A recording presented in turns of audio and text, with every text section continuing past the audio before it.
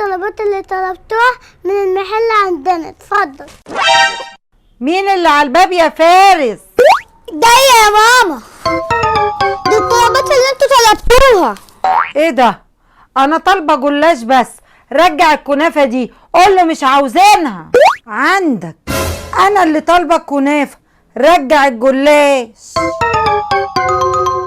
لا، هعمل جلاش. لا، هنعمل كنافه وهشوف كلام مين فينا اللي هيمشي.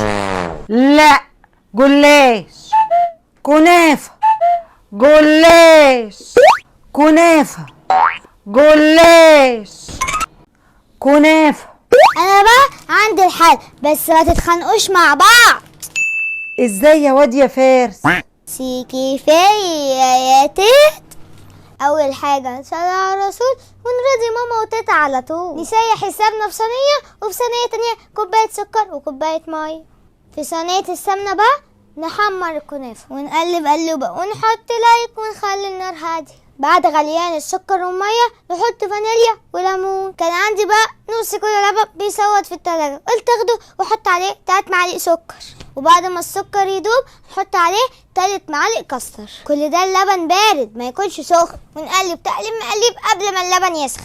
لو تعرفوا حد بيحب الكنافه والجلاش شيروا له الفيديو ده. شلنا ريم بقى من على وش العسل، بس يا ريت دي ما تزعلش. ونقلب في اللبن لحد ما يظهر القوام اللي انتوا شايفينه ده. في الوقت ده لازم نغطيه بكيس بلاستيك عشان ما ينشفش على الوش. يا سلام عليك يا واد يا فارس معلم. بصوا الكنافه بعد ما حمرتها بقت جميله ازاي. نسقيها بقى بالشربات.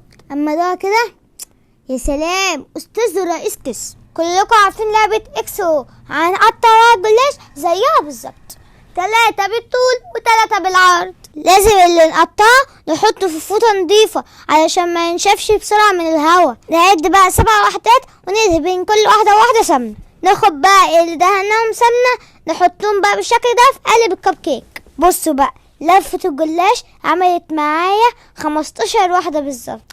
يعني تعملوها ولازم تدوا الناس اللي بتحبوهم منها. شايفين الحلاوه، شايفين الطعمه، شايفين الجمال، والله يستاهل لايك. هنا بقى بسقسق بالشربات على كوبايه الجلاش. بعد كده هنحط الكاستر في كيس حلواني. لو ما عندكوش كيس حلواني استخدموا كيس عادي.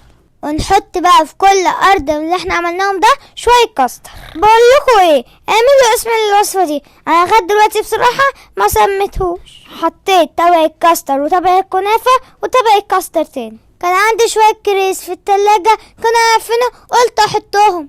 انتوا بقى ممكن تحطوا فواكه واي حاجه ممكن تحطوها. انا عن نفسي بحب الفراوله قوي، مستنيها تطلع هعمل وصفات جامده.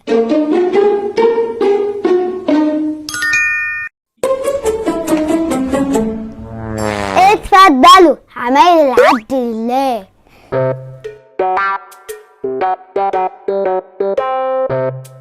الله يا واد يا فارس، ده ولا العبد.